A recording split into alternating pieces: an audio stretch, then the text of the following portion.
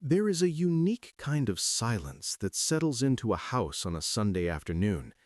It's the silence of an unrung phone, the silence of a driveway that remains empty. You sit in your favorite chair, and you find yourself wondering, where did the years go? The house that was once filled with the thunder of small feet and the sound of teenage laughter is now so quiet. And in that quiet, a painful question can begin to whisper. Why don't they visit more often? It's a question that can bring feelings of loneliness, of being forgotten, and even a little bit of anger. It's a pain many seniors feel, but so few of us ever talk about. But what if I told you that the reason they don't visit has very little to do with their love for you? And what if I told you that the secret to easing that ache in your heart doesn't lie with them, but with you? Today, we are going to talk about the unspoken truth of why your adult children don't visit, and more importantly, how you can find true peace and happiness right now and learn why it really is okay. Before we can find peace, we must first find understanding. We need to step out of our world and into theirs, just for a moment. The first reason they don't visit is the one they can't fully explain. Their life is a hurricane of busyness that is unlike anything we ever experienced. Think back to when you were raising your family. It was busy, of course, but now multiply that by 100.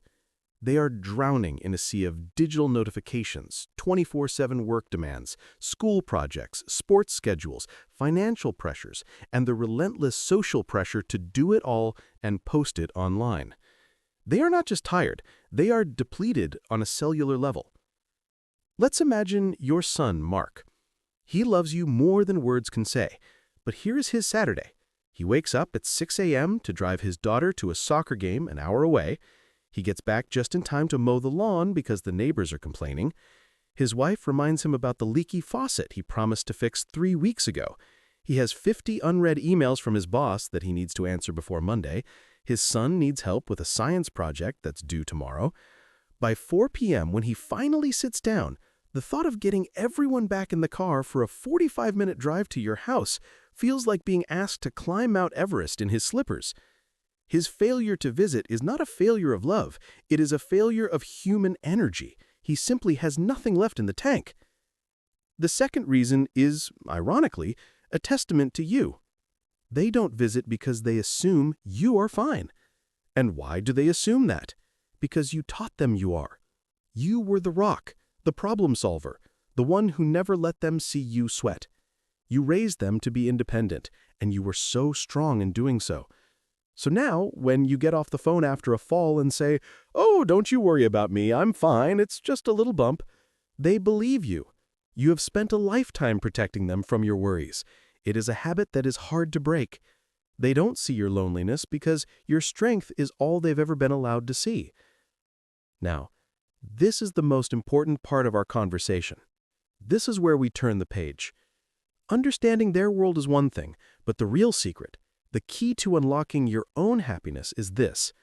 You must stop being a supporting character in their story and become the main character in your own. For decades, your life rightly revolved around them, but that chapter is over. Now, a new one begins. The most profound shift you can make is to stop seeing your life as a waiting room for their visits and start seeing it as a grand ballroom where you are the guest of honor and the music is just starting. Let me tell you about a woman I know named Carol. She was in a deep pit of sadness. Her children lived just an hour away, but were always too busy. Her days were long, silent, and gray. Then her neighbor practically dragged her to a local seniors bowling league. Carol hadn't bowled in 40 years. She felt ridiculous. But then she got a strike, and she laughed. A real deep belly laugh. It was a spark. That spark led to a fire. She joined a book club, she started volunteering at the library, reading to children. Her calendar, once empty, began to fill up with things she wanted to do. The next time her son called to cancel a visit, she replied, "Oh, that's all right, dear. It's my bowling night anyway. We're playing the champions." The entire dynamic shifted. She wasn't the lonely mother waiting by the phone anymore. She was Carol. a bowler, a book lover, a vibrant woman with a life of her own. And that energy, that light, is the most attractive force in the universe. Her children started calling more, wanting to hear about her life. So how do you start? You take one small step. Dig out your old address book and call a friend you haven't spoken to in years.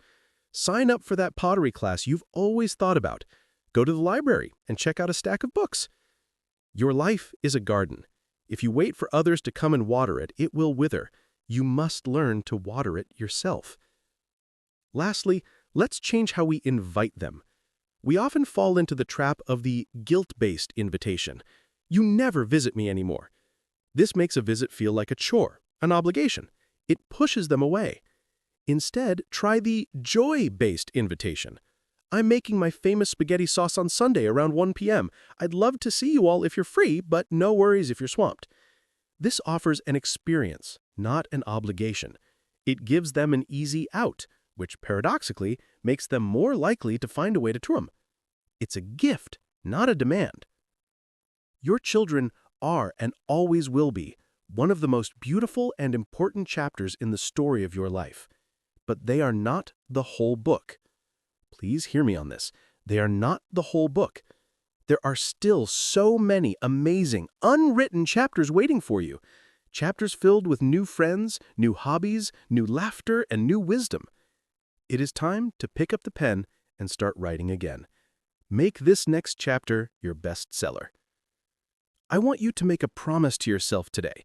In the comments below, please share one small step you will take this week to start watering your own garden. Will you call an old friend? Sign up for a class? Just saying it out loud, writing it down, makes it real. If this message touched your heart, please give this video a thumbs up so we know it helped, and subscribe to our community of wise elders. You are not alone in these feelings, and if you know someone else who is sitting in that quiet house, waiting for the phone to ring, please share this video with them. It might be the message they need to hear today. Thank you for being here. You are loved, and you are more than enough.